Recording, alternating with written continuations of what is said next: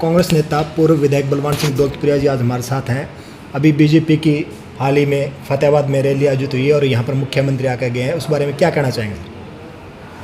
अभी जो कल 25 तारीख को मुख्यमंत्री की फतेहाबाद के अंदर लोगों को गुमराह करने के लिए प्रगति रैली का नाम रखा था, लेकिन उस रैली के अंदर मुख्यमंत्री की जिस तरह से शब्दावली थी, जिस तरह से उनका भाषण था, उसको देखते हुए मुझे लगता है कि प्रगति रैली के बजाय अगर ये समय बर्बाद रैली इसका नाम रखते तो ज़्यादा उचित लगता है। क्योंकि मुख्यमंत्री ने ना तो कोई विकास की घोषणा करी और ना कोई भविष्य में कुछ करने का कोई उन्होंने आश्वासन दिया। लोगों को बड़ी भारी उम्मीदें थी मुख्यमंत्री जी से, क्योंकि नायब सिंह सैनी जी मुख्यमंत्री बनने के बाद में आधिकारिक तौर पे ये पहली जनसभा थी उनकी, और लोगों को फतेहाबाद विधानसभा शासक जिले के लोगों को बड़ी उम्मीदें थी कि मुख्यमंत्री भारी भरकम बजट दे के जाएंगे, घोषणा करके जाएंगे, कहीं न कहीं विकास के मामले में फतेहाबाद जिला दोबारा पटरी पे आएगा। लेकिन जिस तरह से मुख्यमंत्री ने शब्दों के मायाजाल में लाली पाप दे के आम आदमी को गुमराह करने का प्रयास किया और प्रगति रैली के नाम पे लोगों के साथ जो धोखा किया, उसके लिए आपके चैनल के माध्यम से मैं मुख्यमंत्री जी से और फतेहाबाद विधायक से आग्रह करता हूँ कि उनको फतेहाबाद जिले के लोगों से माफ़ी मांगनी चाहिए, क्योंकि बिना मतलब इन्होंने लोगों का समय बर्बाद किया है। लोग सुनने के लिए कुछ आए थे, लेकिन उनको सिर्फ भाजपा का गुणगान सुना के घर भेज दिया गया। अगर मुख्यमंत्री वास्तव में फतेहाबाद का हित चाहते, फतेहाबाद का विकास करना चाहते, तो जो हमारी मांग थी मेडिकल कॉलेज की, जो षड्यंत्रकारी लोग फतेहाबाद से उस मेडिकल कॉलेज को डिजर्ट एरिया में ले गए, जो कि वहाँ पे वो कभी भी कामयाब नहीं हो सकता, क्योंकि मेडिकल कॉलेज जिला मुख्यालय पे होना चाहिए, जिससे छात्रों को आने जाने में सुविधा होती है। और अगर पीजी के अंदर रहें या दूसरी जगह रहें, बहन बेटियाँ भी वहाँ पे आती हैं पढ़ाई करने के लिए, तो डिस्ट्रिक्ट हेडक्वार्टर पे उनको सुविधाएं मिलती हैं। लेकिन षड्यंत्रकारी लोग इनको दूर दराज क्षेत्रों में ले जाके इस मेडिकल कॉलेज से फतेहाबाद के युवाओं को वंचित करना चाह रहे थे। और आशा उम्मीद थी कि जिस तरह से पंचकुला में 200 बेड के हॉस्पिटल को मेडिकल कॉलेज बनाने की घोषणा की थी, हमारी भी मांग थी कि फतेहाबाद के अंदर जो नया 200 बेड का हॉस्पिटल बन रहा है, मुख्यमंत्री जी उसी को मेडिकल कॉलेज बनाने की घोषणा करते तो हमारे ज़िले में विकास के मामले में 4 चांद लगते। इसी तरह से और भी बहुत सी मांगें थी, चाहे कोई सेम से संबंधित मांग हो, चाहे कोई युवाओं को रोजगार देने की बात हो, चाहे कॉटन से और पैडी से संबंधित कोई सरकारी उद्योग लगाने की बात हो, चाहे कोई धानगढ़ से लेके फतेहाबाद तक नेशनल हाईवे को 4 लाइन बनाने की बात हो, और भी बहुत सी मांगें हमारे विधायक ने रखी थी। लेकिन उन मांगों की तरफ उसने देखना तक मुनासिब नहीं समझा। और जब स्पीच के अंदर फतेहाबाद विधायक बार बार उनसे निवेदन कर रहे थे, तो तब जाके उन्होंने मात्र 10 करोड़ की घोषणा करी थी। और मुझे लगता है उसकी कार्य प्रणाली को देखते हुए ये मात्र घोषणा रहेगी, वो आएंगे 10 करोड़ भी नहीं। और इसी तरह से उन्होंने और भी बहुत सी दकियानुसी विचारें की।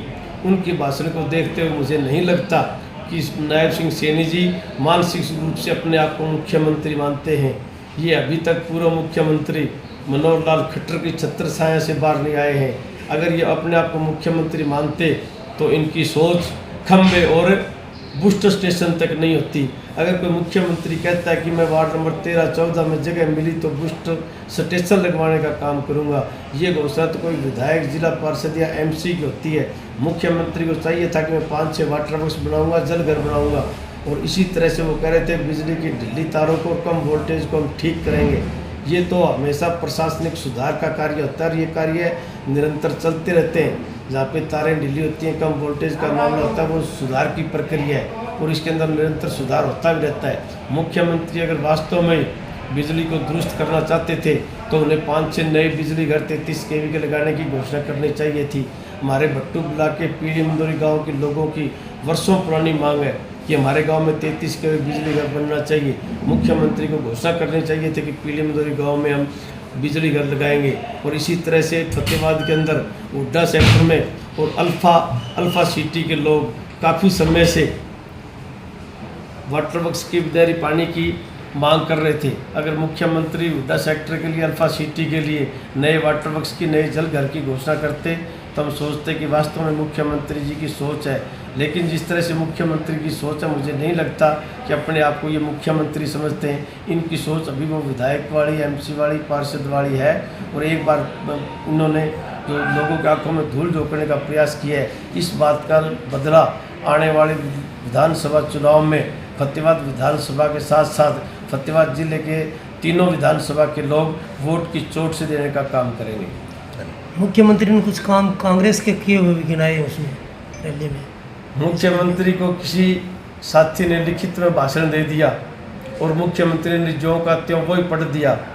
मैं तो भाषण लिखने वाले साथी की हौसला अफजाई कहता हूँ, वो कहीं ना कहीं मुझे लगता है कांग्रेसी कल्चर का व्यक्ति होगा, या वो कहीं ना कहीं सच्चाई लिखने वाला अधिकारी होगा, जिसने मुख्यमंत्री को सच्चाई से अवगत कराया कि पिछली सरकार में तो इतने काम हुए हैं और आपके राज्य में विकास के मामले में एक ईंट भी नहीं लगी। जिस तरह से दरियापुर के अंदर फुटबॉल एकेडमी हो, फतेहाबाद में नई अनाज मंडी हो, धांगड़ में पॉलिटेक्निकल कॉलेज हो, या कोई दूसरा बहुतलीय पार्किंग स्थल हो, या कोई जो बस स्टैंड है वो हो, या 200 बेड का जो हॉस्पिटल बन रहा है, ये सारे कांग्रेस गवर्नमेंट की प्रपोजल है। और मुख्यमंत्री ने जो कि त्यों पढ़ के लोगों को गुमराह करने का प्रयास किया कि ये सभी भाजपा के राज में हुए हैं। और अब उन बातों को लपेटते हुए एक अधिकारी की मुझे नोटिस में आया कि उसकी बलि लेने पर उतारू है।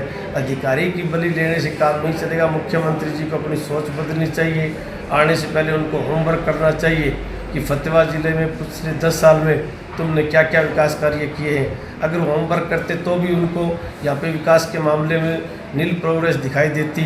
अगर नहीं करके आते तो उन्होंने आज जो लिखित भाषण पढ़ा है उसके मामले जो कांग्रेस की उन्होंने जो घोषणाएँ थी जो पूरी की थी उसको गिनाते हुए वाई झूठी वाई लूटने का प्रयास कर रहे थे।